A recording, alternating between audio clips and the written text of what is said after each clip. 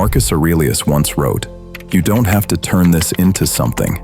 At first glance, it sounds almost too simple, almost dismissive. Most people read this line and assume it's about giving up, about avoiding responsibility, about choosing comfort over effort. But that interpretation misses the point completely. This line doesn't speak to people who are relaxed. It speaks to people who are exhausted, to the ones who wake up already tired, who look at their tasks and feel nothing, who don't feel motivated, but also don't feel rested. Because psychologically, this state isn't laziness. Laziness still wants pleasure. Laziness still wants distraction. It looks for comfort. But when you don't feel like doing anything, not even things you usually enjoy, that's something else entirely. When the brain is under pressure for too long, constant demands, constant self-criticism, unfinished goals, emotional stress, it eventually stops pushing forward. Not because it failed, but because it's protecting itself. This is what mental shutdown looks like. The brain reduces motivation. It dulls emotional reactions. It slows decision-making, not to sabotage your life, but to prevent overload from becoming damage. That's why forcing productivity in this state backfires. Motivation videos don't work. Harsh self-talk doesn't work. Discipline feels impossible.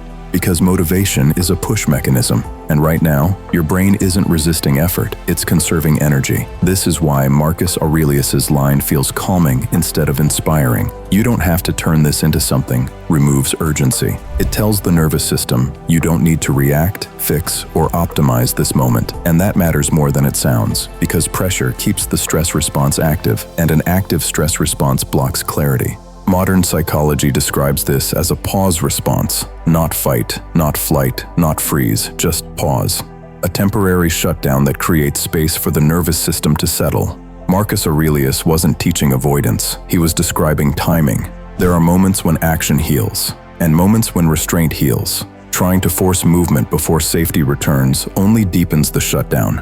That's why rest without guilt matters. Why removing pressure matters. Why not turning every feeling into a problem matters. Once the brain senses safety again, clarity starts to return. Energy follows. Movement becomes natural instead of forced. Not because you pushed harder, but because you stopped fighting your own nervous system. So when you don't feel like doing anything, the question isn't, "What's wrong with me?" or "Why am I so behind?" The real question is quieter. What has my brain been carrying for too long? And when you ask that question, the experience changes. You stop treating yourself like a machine that's broken, and start treating yourself like a system that needs recovery. Marcus Aurelius understood this centuries ago. Not everything needs to be solved immediately. Not every state needs action. Some moments are meant to be left alone until the mind is ready to move again. And sometimes, the most intelligent response is not to turn this into something, but to let it pass so you can return whole.